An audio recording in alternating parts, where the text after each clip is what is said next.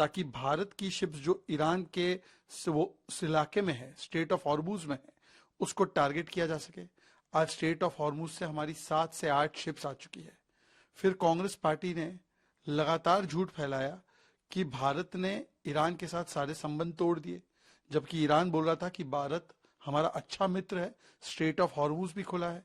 और एक भी बार भारत ने उन करोड़ों लोगों की चिंता नहीं की जो गल्फ में रह रहे हैं। इसका मतलब साफ है कि वहां की जो आबादी है, जो अधिकतम केरला से लोग है, केरला से लोग है, कांग्रेस चाहती थी कि उनकी सुरक्षा पर भी और जो स्ट्रेट ऑफ हॉर्मुज में भारत की शिप्स है उस पर भी संकट आए, अफरा तफरी मचे, लोगों की जान चली जाए, ताकि कांग्रेस को एक मौका मिले मोदी जी और बीजेपी को गाली देने का। हमेशा कांग्रेस पार्टी अपने हितों को, परिवार के हितों को देश हित के ऊपर रखती है। पीएम ने यह भी कहा है कि एलडीएफ और यूडीएफ दोनों एक ही सिक्के के पहलू है। एलडीएफ और यूडीएफ इनकी पक्की पार्टनरशिप है। ये केरलम में तो कुश्ती का ड्रामा करते हैं, पर बंगाल में, तमिलनाडु में और दिल्ली में इनकी पक्की दोस्ती है। जब भी लेफ्ट कांग्रेस की सरकार बनती है, वो केंद्र में बनती है, तो लेफ्ट उसमें साथीदार होती है।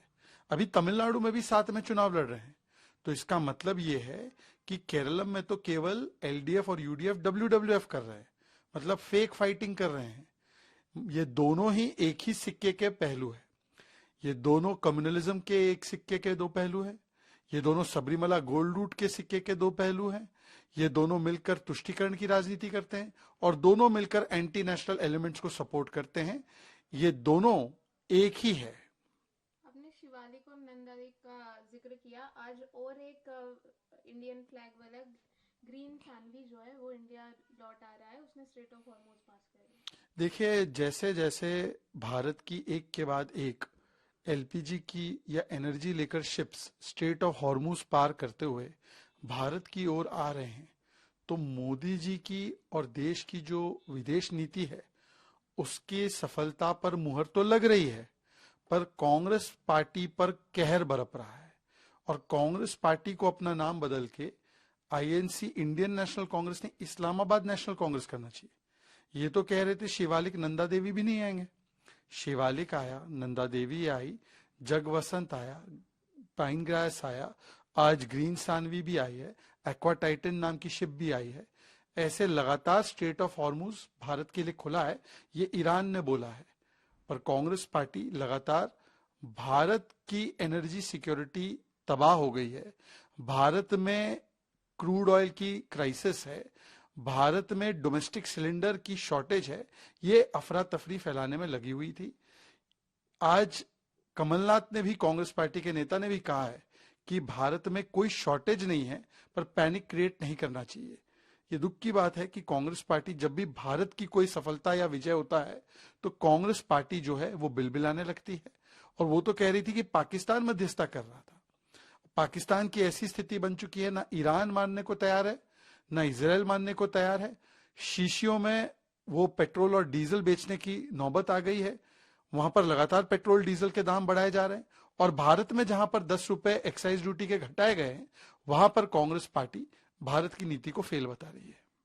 सर, पार्लियामेंट का स्पेशल सेशन रखा गया है। हमेशा तो अपोजिशन कहता है कि सेशन छोटा हो गया, बड़ा हो गया, इस बार स्पेशल रख दिया, इसमें इस बार भी देखिए, इसी विषय को लेकर प्रधानमंत्री जी ने केरलम में विपक्षी दलों से अपील भी की कि जिन पार्टियों का तो स्लोगन है लड़की हूं लड़ सकती हूं, जो पार्टियां कहती है कि हम तो महिलाओं के सशक्तिकरण के साथ है, आज सबसे बड़ा महिला सशक्तिकरण का जो हथियार है, नारी वंदन शक्ति अधिनियम, नारी शक्ति वंदन अधिनियम, फिर से करते हैं, सॉरी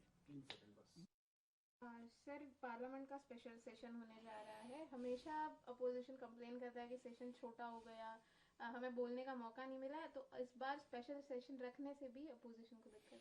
देखिए, जो अभी पार्लियामेंट का स्पेशल सेशन होगा 16, 17, 18 तारीख को, ये एक ऐतिहासिक क्षण होगा कि भारत की पार्लियामेंट में महिला सशक्तिकरण का सबसे बड़ा औजार, महिलाओं के लिए आरक्षण, मतलब नारी शक्ति वंदन अधिनियम जो पारित हो चुका है, उसको लागू करना उसको जल्द से जल्द इंप्लीमेंट करने के लिए एक स्पेशल सेशन बुलाया जा रहा है।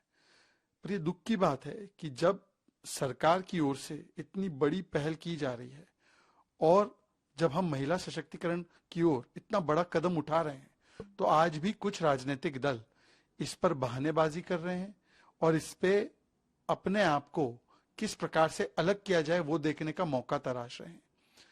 सभी पार्टियों को प्रधानमंत्री जी ने आज अपील भी की है, खास करके जो पार्टियां कहती है लड़की हूं लड़ सकती हूं, उनको तो ये स्पेशल सेशन में प्रतिभाग लेते हुए सर्वसम्मति से जल्द नारी शक्ति वंदन अधिनियम लागू हो, इसके लिए पहल करनी चाहिए ताकि महिलाओं को 33% आरक्षण पार्लियामेंट में और देश की असेंबलीज में मिले। मुझे लगता है कि सभी राजनीतिक दल, खास करके विपक्ष के राजनीतिक दल जो महिलाओं के लिए बड़ी बातें रखते हैं सशक्तिकरण के लिए, वो इससे पीछे नहीं हटेंगे और कोई बहानेबाजी नहीं करेंगे। सर, असदुद्दीन ओवैसी ने नहीं, सवाल वो नहीं, सवाल यूसीसी पे है। यूसीसी पे कमेंट किया है, आपके उस पे क्या कहते हैं? देखिए, यूसीसी पर एक बीबीसी गैंग है, भड़काओ भाईजान कमेटी। गुजरात में जो दूसरा प्रदेश बना स्वतंत्रता के बाद, उत्तराखंड के बाद, जिसने यूसीसी पारित किया। यूसीसी महिला सशक्तिकरण का सबसे बड़ा हथियार है, जेंडर इक्वालिटी का, जेंडर एम्पावरमेंट का।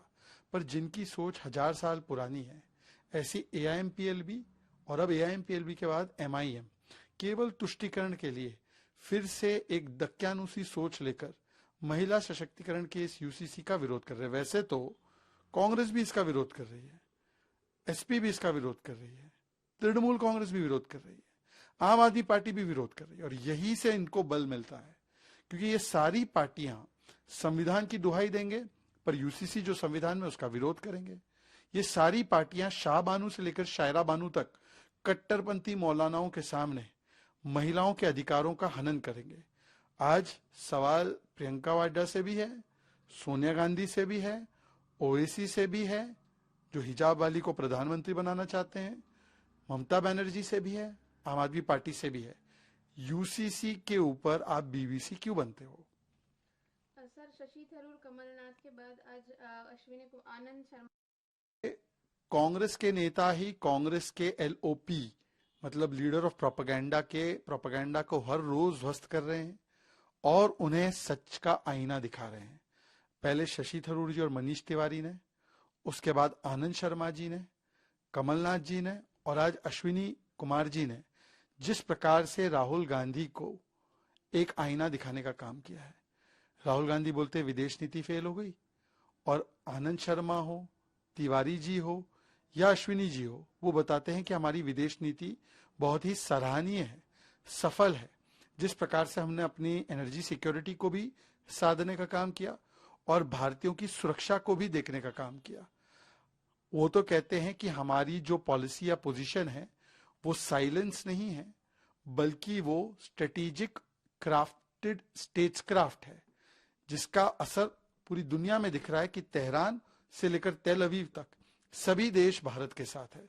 पर दुख की बात है कि राहुल गांधी अपने परिवार नीति को विदेश नीति के ऊपर रखते हैं, राष्ट्र नीति पे राजनीति करते हैं।